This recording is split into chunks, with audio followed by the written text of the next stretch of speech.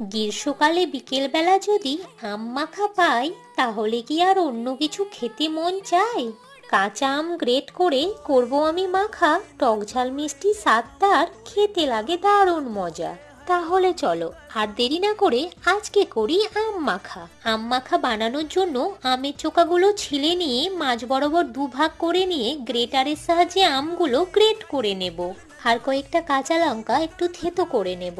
এরপর গ্রেট করে রাখা আমগুলোর মধ্যে নুন, কাঁচা লঙ্কা, চিনি, কাসুন্দি দিয়ে সবগুলো খুব ভালোভাবে মিশিয়ে নেব। আর মেশানো হয়ে গেলেই রেডি আম মাখা। আম মাখা দেখে যদি খেতে ইচ্ছে করে এক্ষুনি আম মাখা বানিয়ে নাও, সব কাজ হবে পরে।